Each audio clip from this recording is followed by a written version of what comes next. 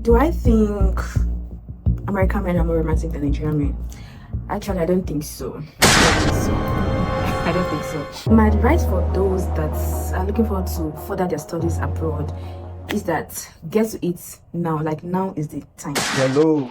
Yeah, so this is all you need to know with Joseph OGUNSETIRE. And on today's episode on Scholars Experience, we're gonna be having an amazing scholar, one of Nigeria's finest, who traveled all the way from Nigeria to the United States to pursue a doctoral degree. I would like for her to introduce herself and tell us what she is having in store for us. And I would really appreciate, and I would say that if you are looking out to getting any of these academic opportunities to study abroad, I think this is the best time for you to take your pen and paper and be ready to jot things down because she's packed and she's going to fill you up till the brim. So sit back, relax, and enjoy. Hello, my name is Bukola and I'm from Nigeria. My state of origin is Osun State, Modake to be precise.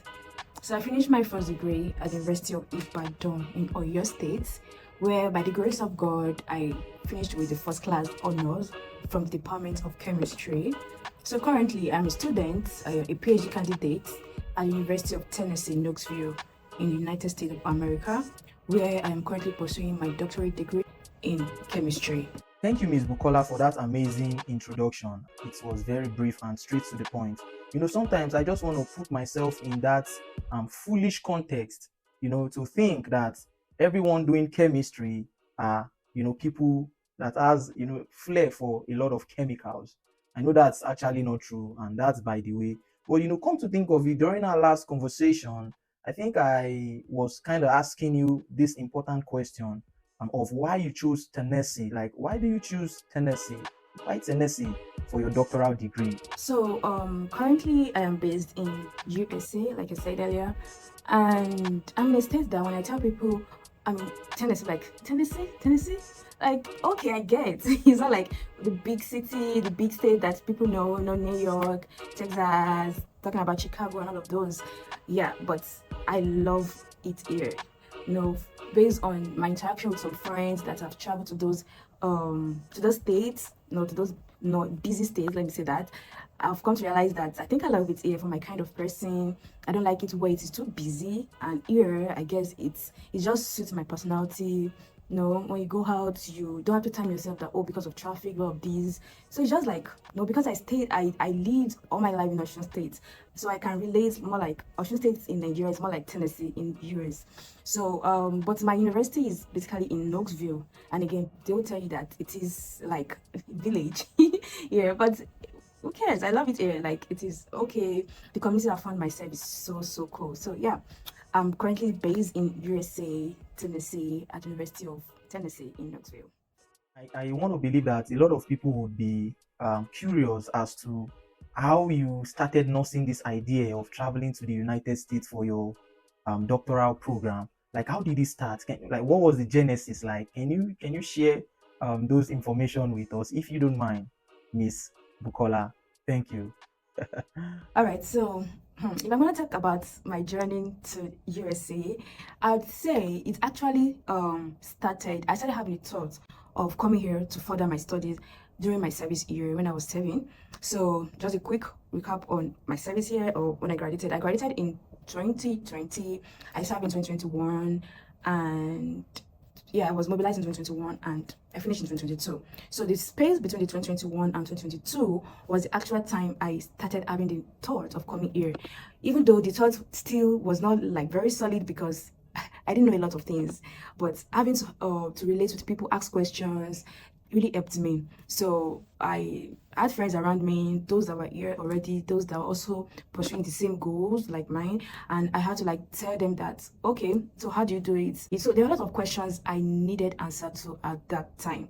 So, but no, I took my time with determination, and here I am. I'm already in my 3rd year in my program. Wow, I think that's quite interesting for real because a lot of people have the idea or the notion that it just came as how do I put it, as a function or as a product of luck.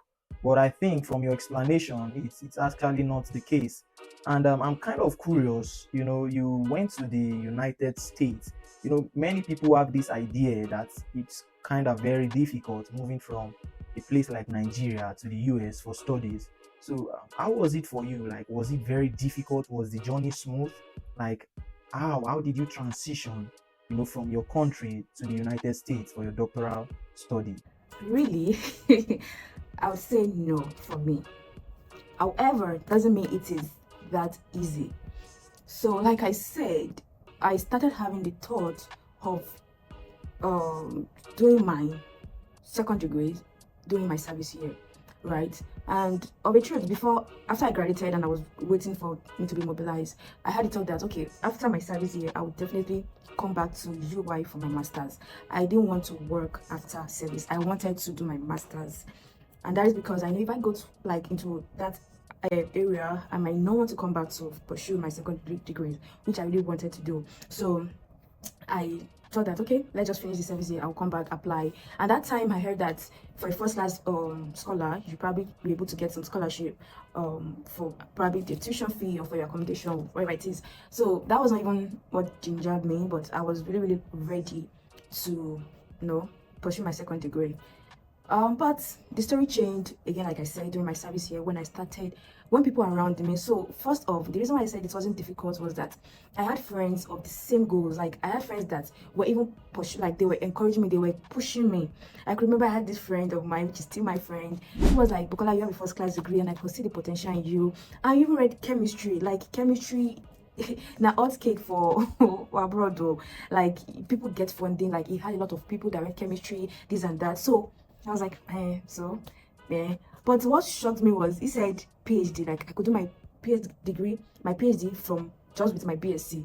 I said, are you serious? Like, is that a joke? Like I was totally like, I didn't believe in my first time until I actually needed to like read about it and ask questions. And I was on some groups that time and people were like, yes, it's possible. So that was the first thing I never knew. So that was why probably I was thinking that after my service year, I would definitely go back to pursue my masters first before I can think of PhD. If at all I'll be doing my PhD, maybe I would probably just do my masters, then either work or PhD. So I never knew there is such transition from BSc to PhD. So now people are getting to know that, but I think I still have people that I've told that I were like, really, is it possible, is it this? So that's the first information I got that I never knew about, and that changed my orientation about okay, I guess I can start looking at this direction, like start considering doing my PhD. So another reason why it wasn't so difficult for me is that I during the service year I had all the time to prepare. So I knew what I wanted. So I just need to like take my time, look at what I need to do, and which was what I did. And I had people around, like I said, that was ready to answer my questions. So that was the time I searched for the schools, and that was the time I search for the requirements, just so I know what I still need to acquire. So that's when I knew that okay, even though for my course of study they waive the standardized exam, the GRE, I might still need to probably write an exam for test of English. So that was when I prepared for it and I wrote TOEFL. So I actually started preparing for the exam and I wrote it like 3 or 4 months after my preparation, and that was it. So I think that helped me was that where I served in a tertiary institution, and I was already working as a graduate assistant, right? And most of the assistantship you're going to get here is either you are a research assistant or a teaching assistant, which was what I was kind of doing during my service year. I was more like a teaching assistant. I was helping out the lecturer with his going to classes with oral grading and all of that. So that was easy for me. So I told her about my plans. If I could get a recommendation letter from her, she said okay, that's fine. And I was like, okay, please, if you could like write that for me. She was okay with it. I reached out to 2 other of my lecturers, my supervisor during my undergraduate, and one other lecturer, and they were ready to write for me, and that was it. And if I forgot to mention also, UTK is the only school I applied to. Yeah. And when people ask me why, I'm like, so that time, because of some financial issue, the exam I wrote, I paid for my alawi, and my passport I got it during that time, which I paid also for my alawi. And the struggle of new fresh graduates, I didn't have a lot on me, and I still needed to, if I'm thinking of applying to plenty schools, I will probably be having to pay for application fee. which if I want to convert to dollar, okay, if I want to convert to dollar, probably 3 of my allowance will go, like 3 months of my allowance probably will finish one application. So because of that, I just sat down, tick out the odds. Like I just look for the school that I feel with prayers actually. Yeah, with prayers I select this school. I selected the school and I'm like, okay, let me give this a shot. I mean, I'm just finished my service. If it doesn't work, I can always try again. So because by then probably I would have gathered enough finances to probably like continue the application process. So I just gave it my all for this one school. So I applied to just UTK and I got it. So it wasn't really so difficult for me. Yeah, so guys, you've heard it from Scholar Bukola. The fact that she applied for just one university, and that was the university that she got. Please and please, I don't think that you can be like Scholar Bukola. When I told you guys that she's one of the finest from Nigeria, I wasn't joking. I wasn't kidding about that. So you've heard from the horse's mouth. She applied for one scholarship, that is a teaching assistantship position in the United States, and she got it. Please, guys, widen your options. It's a very, very rare reality, or a rare possibility, if you like. But I mean, she did it and she got it. So if she never tried, how was she going to get that opportunity? So keep pushing, guys. Yeah, let's move on with our interview. I talk too much. So please, Scholar Bukola, can you tell us what your experience was like at the United States of American Embassy over there in Nigeria? Like, what was it like? Because scholars I interviewed recently or previously, they had funny experiences, and I just want to know, and I think other people that are watching want to also know what your experience was like. Thank you. So by the way, I did my interview at Abuja. I didn't go to Lagos. Why? Nothing. I just wanted to go to Abuja. I went to Lagos when I was doing my internship, so I just wanted to like, okay, let me go there, have a family there. So, and I heard that it is more organized there actually. So I went there. So it was not really difficult for me. Really, it was not difficult. Again, one of the groups I was with, the group that have people that gotten admission, processing their visa, they have gotten it, or people that probably were rejected. So they were sending their transcript and all of that. And I was really going through them. And I also have a group of friends that were doing the mock interview together. Those friends are probably, there are people that were coming together, like preparing to come to US together, and also have people that organize this also people that students that were here, so they knew the questions to ask and all of that. So my interview time was 10 a.m. and I think I got there around 7-ish, and there were people there, and I saw the queue and I was like, okay, I joined the queue and I was checked in, checked my documents, and all of that. So I followed the queue till I think we have like 2 stops. They were trying to like clear us till we got to the actual center. And again, Abuja is very, very at the time I did my own, it's so organized. There was a seat outside and everyone just, as you are coming in, just follow the order, and based on the order, people enter the VO office just for them to be interviewed, and as they're entering, they're coming out, then we just follow the line like that. So it was so easy. There was nothing like somebody was no issue at all for me. So when I entered I actually I said I was not afraid, but then entering that atmosphere, I felt, oh my god, I can't do this. So I was a bit afraid when I saw that people, and the way it is, you can obviously hear them, when they're having discussion. So people that are rejected, people that are accepted, all of that. So yeah, it was really, really easy for me. Scholar Bukola, what is happening now? It's like you are the daughter of the president of the United States, or maybe one of the senator's daughters in Nigeria. I'm actually joking though. You've been giving very good responses to these questions, not because you just want the responses to be good, but because these were your experience, and I quite find it interesting. I'm always fascinated when you keep repeating the fact that getting the visa, that is the US visa, at one of the embassies in Nigeria was quite an easy ride for you, because a lot of people have this funny experience. They keep saying that it was quite difficult for them. I think it's just a matter of time and maybe person, or depending on the VO that you met on ground. Yeah, or maybe, yeah, time and chance happens to everything. So yeah, that's your experience, and I'm glad to hear that it wasn't so difficult for you. So I would want to ask, yeah, the question: what was your first day in the United States like? you know it's something that a lot of people really want to know. What was it like for you? So let's start by saying that I couldn't get an accommodation before getting to Knoxville because it's actually big. Like it was not that easy, but I was able to get someone that agreed to accommodate me for some weeks while I sought out my accommodation.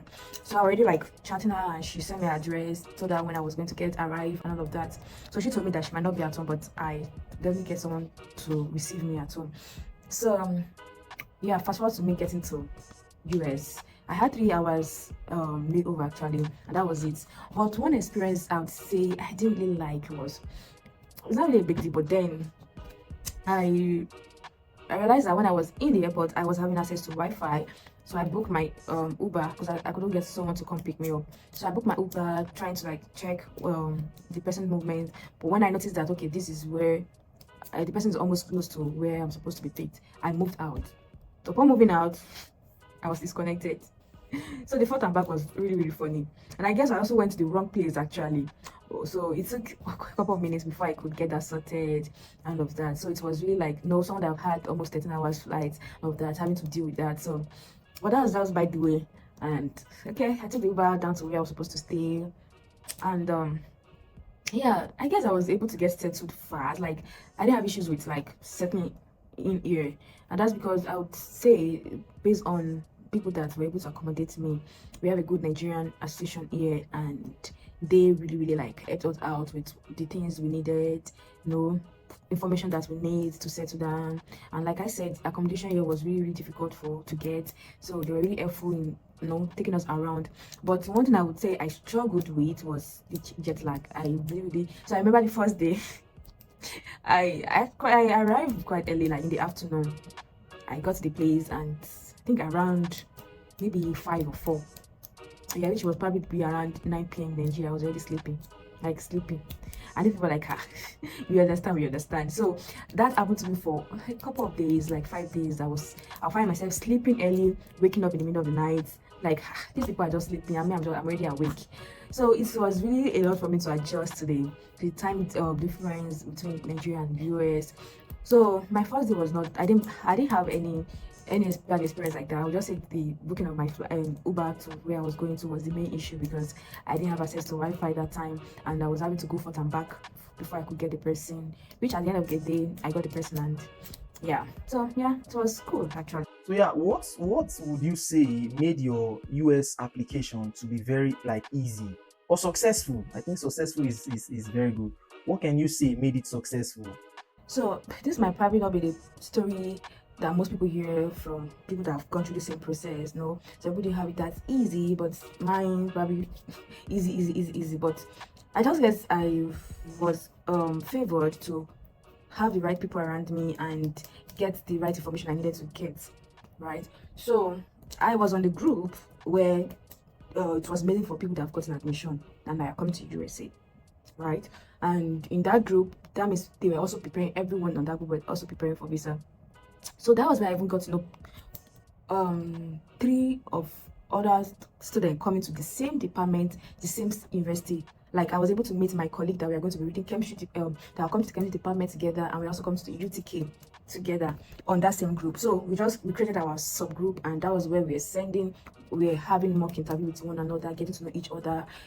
At that time, so we had some of the potential supervisor sending us some papers, like we're already communicating with them. So we're like sharing advice, like we're just sharing ideas and all of that. And the processes, when I was filling my DS-160, I remember I reached out to one of us. He told me about the process where I've forgotten this program where you can actually get some dollars, because you need to like get some cash with you. I've forgotten the name, but then he told me I was going to apply for that and get it and all of that. So that was where I got information for that, even though I could not apply because of time.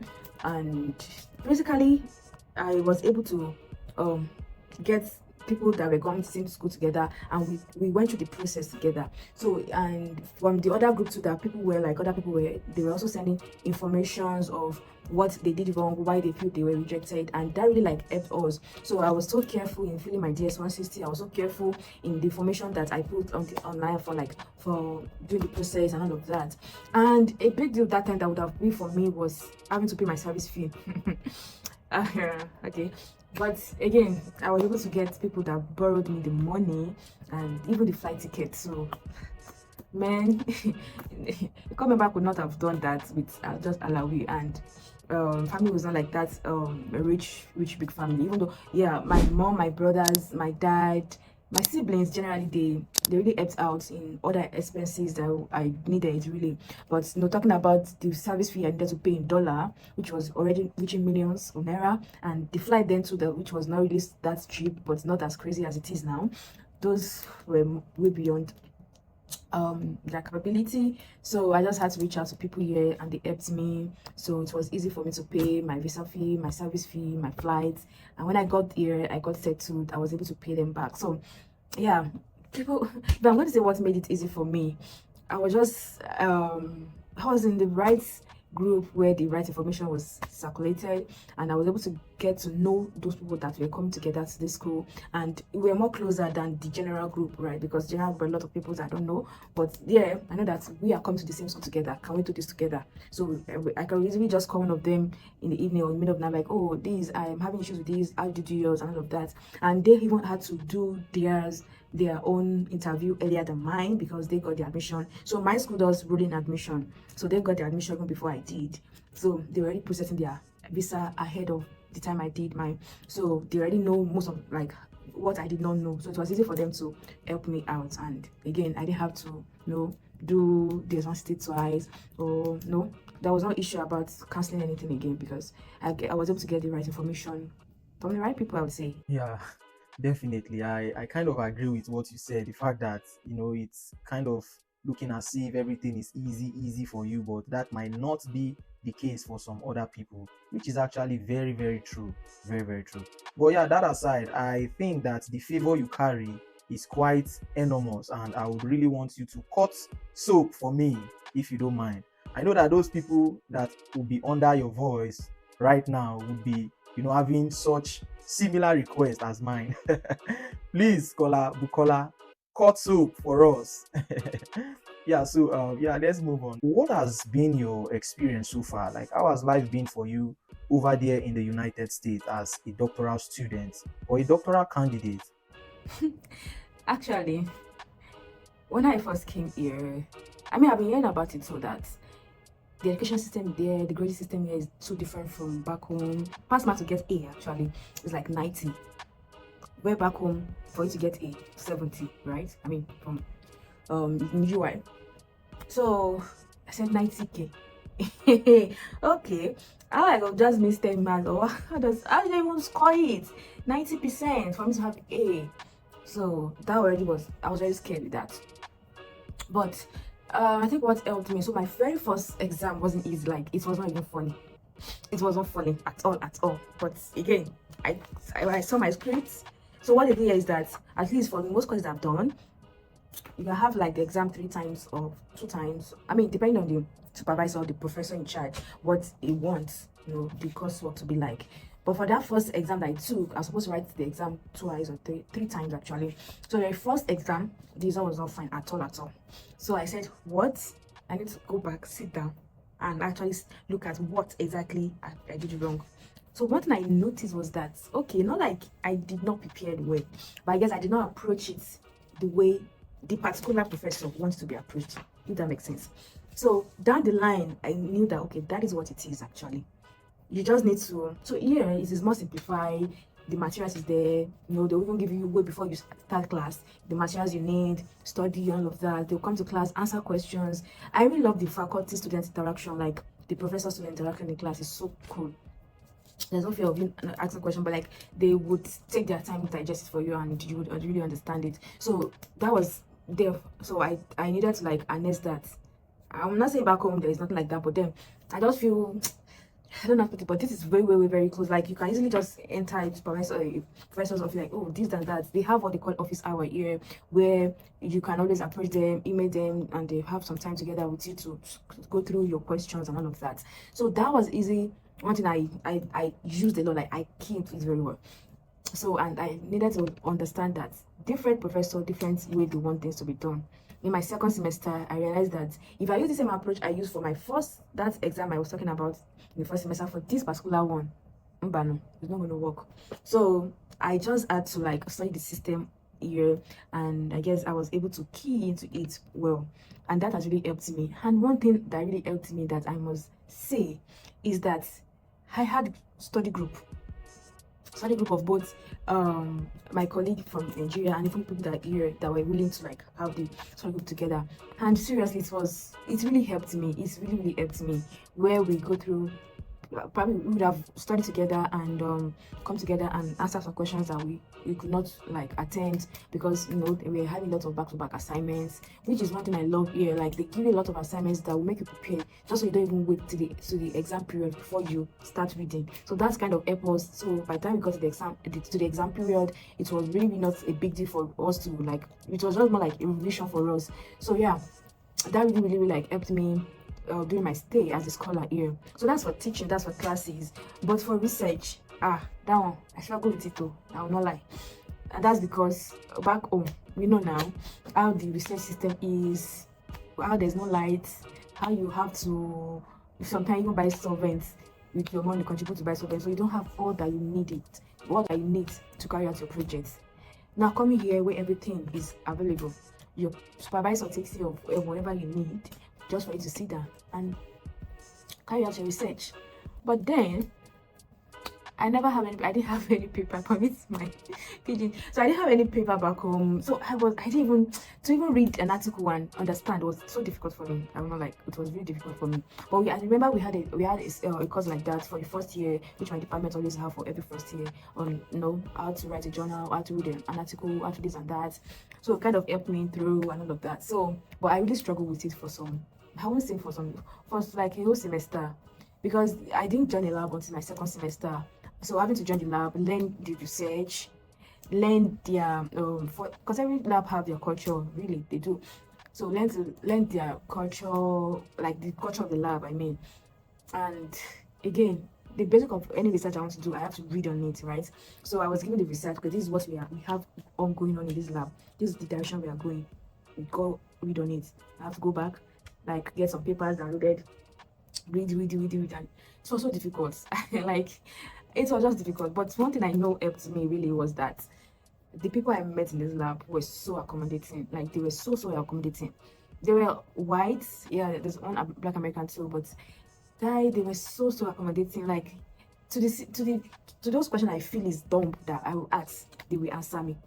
To them, they don't see it as I mean, they might see it as dumb, but then they were still really willing to answer your question. So I think I needed to come back to like my first stage, like, how would I put it, come back to level 1 and learn with the system, learn with how it is done here. So that was really what helped me. And again, I have a very accommodating supervisor that was willing to, like, he was always there to if I have any questions. So I think those things helped me both in my research and also in my teaching, having to have people that will study together for the teaching and understand the system of each lecturers, and also for the research.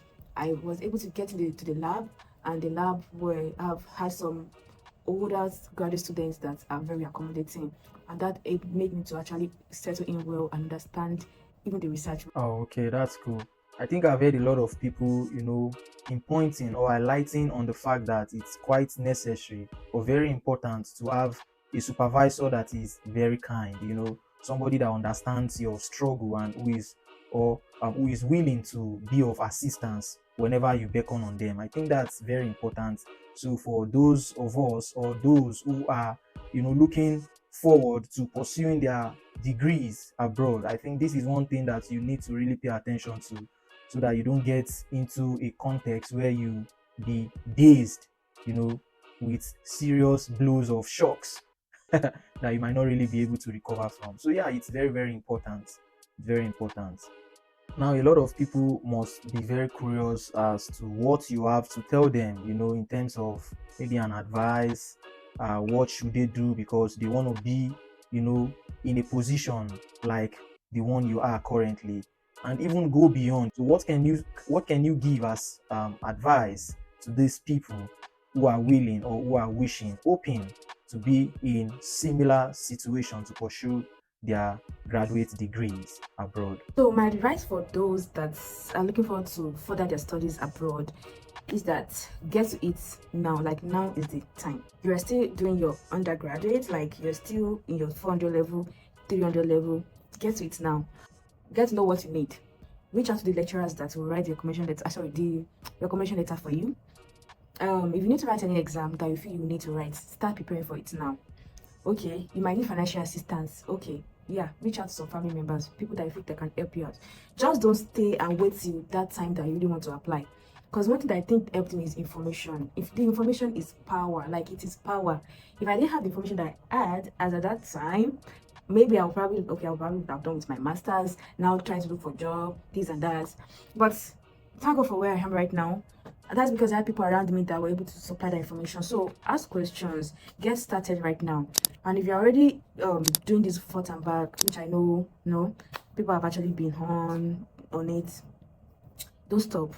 Just keep doing it and be prayerfully like working on it. You don't necessarily have to come here. There are other routes you can, Canada, try to use UK and all of that. Just get something started, get the right information that you need, and ask questions. Those are the things that helped me. I was having people around me, and I utilized the information they had. I asked the questions and all of that. So I think those are the things probably you need right now. Just be determined. Don't wait for someone to push you. I can remember one of the friends I reached out to. I told him about I want to come to he was in this Erasmus program actually, so he was telling me more about the Erasmus program and all. But yeah, and I also have friends that will tell me about another form of program in Finland. But again, I also have people that was telling me about US. But one thing that he said that time was, wait, though, before I start wasting my time to tell you everything that is that is embedded in Erasmus, do you have a passport? I said no. Okay, we are going to get your passport. So he was not able to. He was not ready to attend to me until I got my passport. When I got my passport, I came back to him. Okay, so this is it. This is next thing. I do this like that. So those friends who like were so pushing that if I did not get this, they will not attend to me. And when I got this, they were willing to help. So reach out to those people, let them know your plans, and push yourself also. You might not be lucky to get people that will push you, but if you're not being pushed, push yourself. Yeah, push yourself. Yeah, now I would want to ask another question about culture shock. Most of us, when we got to the Sena climb, quote and unquote, we were coming as people with our own type of experience. For instance, we from Africa, and by little extension, we from Nigeria. We have our culture. There are things that relate, to us. There are things that we quite understand when they happen. But when we got to this other context, there are some kind of behaviorisms that we kind of look at, and they appeared very strange to us. And I want to believe that since you got to the United States, you must have had one of these experiences. So can you share with us what was the culture shock or shocks that you've experienced since you traveled to the United States? I think the major one I think really shocked me, like it hooked me, is the one that I didn't have issues with it. Seriously, like after time I thought about it, like it really makes sense. Like this I should be done. But the mentality that I carry from Nigeria, when you're coming from Nigeria, the way it is being done there. So back in Nigeria, actually, if you are probably having a birthday party or you just have a party and you don't want to invite a few friends around, not even to your house, you perhaps to dinner, or you just want to like have dinner with friends out and all of that. Your friend invited me. Yeah, a colleague of mine, actually white, invited me. I was like, okay, no, I just want to have dinner, blah blah blah. So, so really, that'd be nice. I don't have much doing this weekend. That'd be nice. Yeah, what's restaurant, this and that. Went there. Okay. PhD. I got the space bills for each of us. Again, this is really not like outrageous, but me, I was like, nobody you invite me. If you not say you're not ready to pay, how are you sure that I have the money to pay? And for that, the person is not even mentioning it. If you have mentioned that, oh, just want to make it like an hangout, like everybody just enjoy themselves, pay their bills. Let me even let that payment bills. They have become prepared. You understand? That I know it's too much except that day. But that was really a shock. So after time I got to realize that this place, if anybody invites you, you are sorting out yourself. Like it's going to be on you. Like it's going to be on you. Except perhaps the person mentioned that, oh, I don't want to give you trees, don't worry. So if anybody invite me again, Alpha, is it on me or on you? It's on me. Okay, if I can afford the bills, no problem. If it's on you, no problem. So I just had to like understand that, and over time I did. Another one that I would also mention is the fact that um it's still more like a party. Maybe now this is like a house party, right? They will say, "May I come for house party?" Maybe house babies. They're just doing house party, sha. Then I will go. TP party, you go there. You hear music, you will dance. Abi, you will dance. You will play games.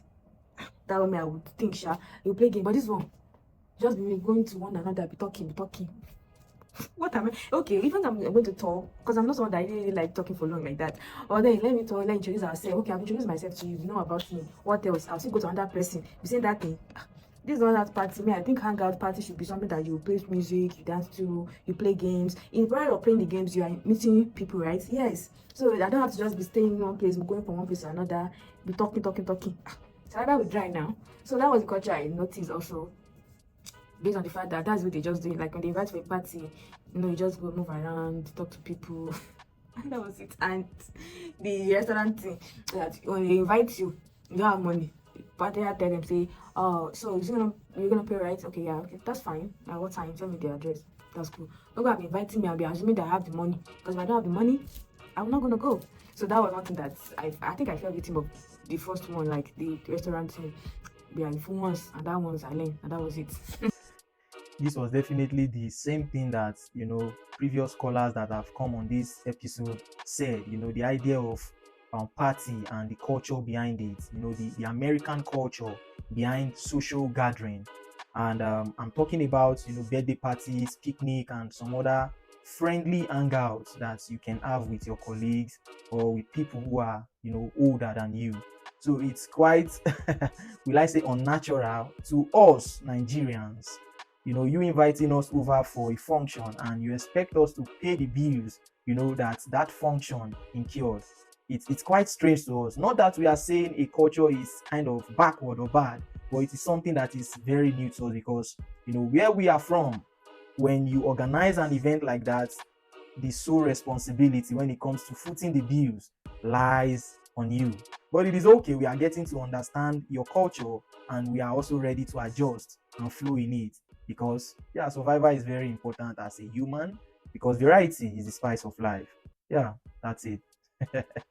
Now I think we are kind of moving a little bit away from the academic context. Let's look at things that pertains to life as well. So I would want to ask, given the Nigerian context and the American context, what would you say, are American guys, from your experience, are American guys more romantic than Nigerian guys? And, I don't know what your answer is going to be, but what do you think? Do I think American men are more romantic than Nigerian men? Actually, I don't think so. I don't think so. I don't think so. But anyways, I should mention that I love. So there are a lot of things that I love and I don't actually love again about the way they do their relationship here. Like, I don't. But one thing I realized that again, I would say was shocking to me was like, you hardly see one of them that doesn't have boyfriend or girlfriend. Like you hardly see.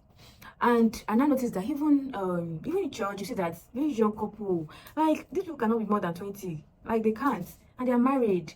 Some with even kids. Like I love this. Like I really love it, and that's because their education system is so smooth fast that by that age you are ready, and if you are serious, you don't have anything to delay you. Back home when you think that a man before a man can even start thinking of settling down, probably have started working, have something going on before you can think of that. But yeah, it is kind of easy for them because they don't find it so that difficult to get settled and able to raise a family on their own, so they're able to transition into that easily. That I like, and I really like love. But again, you hear them saying them, and I've heard a lot of things here actually, which I can't do and I don't support anyways. But are they romantic than my Nigerian men? They are not. And I think I've had this discussion with a couple of friends over time, and they asked me that, what do I have I even like consider marrying a white man? Or what do I think? Or is it just my Nigerian man or something? I said, me, I'll still always go with the Nigerian guys. So like, I will still want to settle down with the Nigerian guy. Actually, that's to me the only reason that I would say that is the fact that I cannot deal with the cultural difference. Like, it's a lot for me. yes, I can actually adapt. I can to you because we are in it together. We're going to be in the marriage together, right? In relationship together. But I'm not marrying only you. I'm marrying your family. Parents are there. Your siblings are there. Your friends are there. They have different culture and all of that, and I don't want to deal with that actually. So I just go marry my Nigerian guy, and I don't mind. It can be Igbo, can be Hausa, can be Yoruba. I really don't mind. I can deal with that cultural difference back home than here. So that is it for me actually. Nothing more. Okay. So let's try to deviate from the American Nigerian man kind of questions or perspective. So like generically, what can you say is your type of man? What's your type of man? Me, I don't want too much. I just want a man that fears God and that loves me the way I am for who I am. I tell you my goals, my ambition. You tell me do we align? Does it fit into yours? If it does, cool. So that's just it. And you love me the way I am, you fear God, and you're also kind. Like, that is it for me. So I'm not asking for too much. From the way you've been talking, your there is this energy that is so much in you. I just want to ask, like, do you really miss Nigeria? Do you miss Nigeria? And yeah, if the answer is yes, what do you really miss so much about Nigeria? What do you really miss? So many people have the idea that, oh, they miss food, Ah, I miss Yoruba food. food. So yeah, let's have it from you. What do you miss so much about Nigeria? So what do I miss so much about Nigeria? Yeah, so based on my background, where I actually like grew up from and all of that, I'm not someone that's you know goes out like that and all of that. So I would have said probably going out to some places, enjoying life and all of that. I mean, that's what I said, having to stay in Knoxville to me just align with my personality. But one thing I miss is the food. I miss amala and oyo. It is amala ewedu together, and then the abula too. I think I missed that one too, like having the amala ewedu begiri with some assorted meat and all of that in there. So I miss the food. I miss the food. And I would just say the downside in staying in a place like this in the US is the fact that we don't have access to these. I mean, I'll still get some places like Atlanta, a lot of those places you stay in, they have access to, like, if you want to enter a restaurant and eat Nigerian food, you can.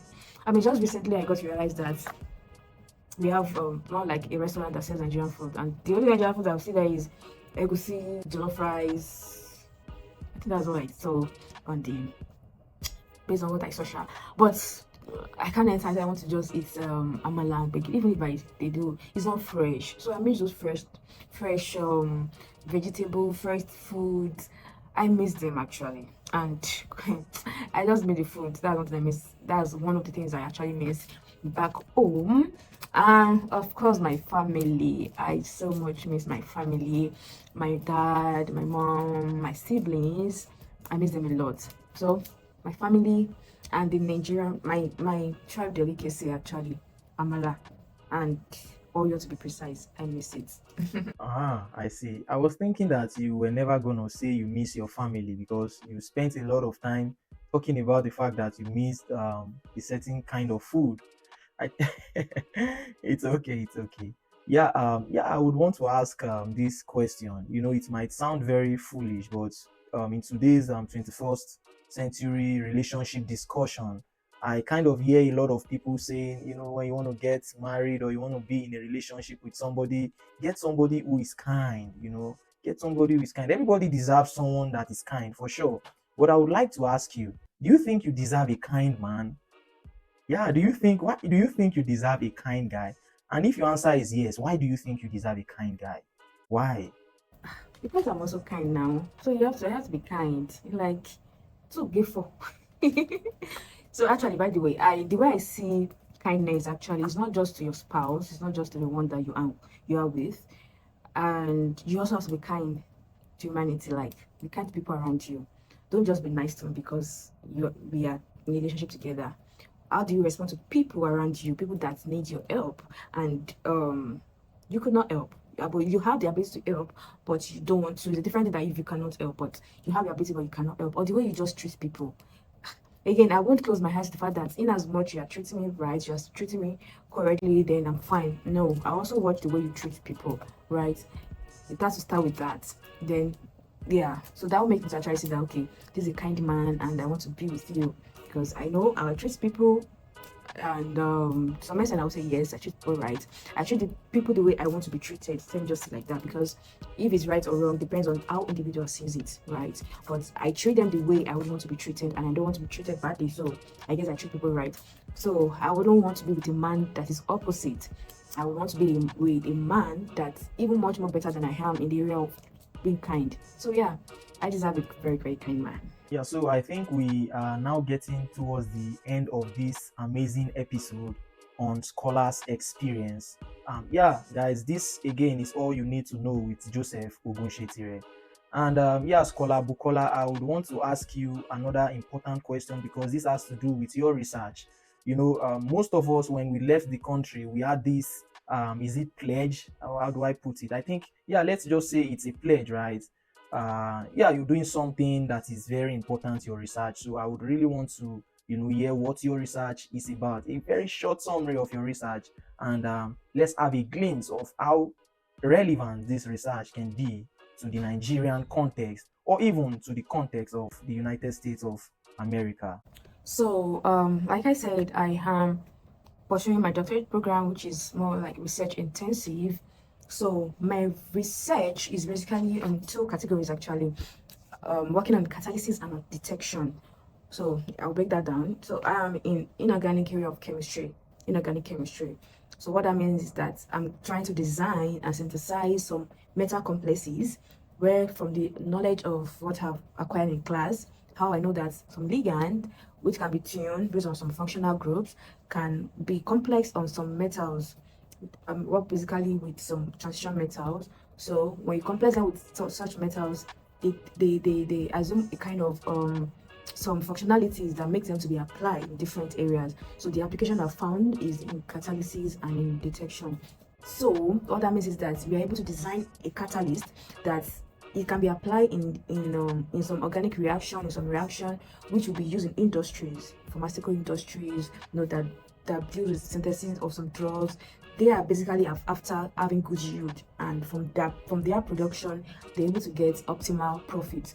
So they really just want a catalyst that will give them the best result. They want something that when they use it, the cost of production, the cost of acquiring that catalyst is not that expensive. They're able to run it in some reactions that when they get it, they're able to get high yield of their products, and they can sell it and have high profit. So basically it's going to help in that area where you can design catalysts that have very um high turnover rate, where you're able to apply for some reactions and you're able to get best yield of your pure product, and then you're able to not lose when you are running in a very big industry. So basically that's what I do. And with the other application, which is detection, basically that's more about sensing. So you guys have heard it from Scholar Bukola. She has given us a lot of information on how she was able to transition from Nigeria down to the United States for her doctoral studies. It wasn't really a rosy journey for her. Forget the it was easy, it was this, it was that. There were times where it was very difficult, but I think she was able to stand the test of those times, and in the end, she prevailed. And now she's doing what she loves. And I think the same can be applicable to you if you don't give up. And yeah, guys, this is still your show. Not a show, actually, but this is all you need to know with Joseph Ogunshetire, and this episode is Scholars Experience. And I hope that you were able to get one or two things, like I said during the inception of this amazing conversation. I want to believe that you took a lot of points and you are going to make use of these things moving forward. And I must also end by saying that the nation, Nigeria, should get prepared, because a lot of our scholars are out there doing great things, and they are definitely wishing to come back to the country to put this knowledge into practice and to make the country of Nigeria to be better than it was in time immemorial. Stay tuned, don't go nowhere. Keep looking at all you need to know with Joseph Ogunshetire. Love you guys. And yeah, if you are yet to subscribe to this YouTube channel, I think it's high time you subscribe.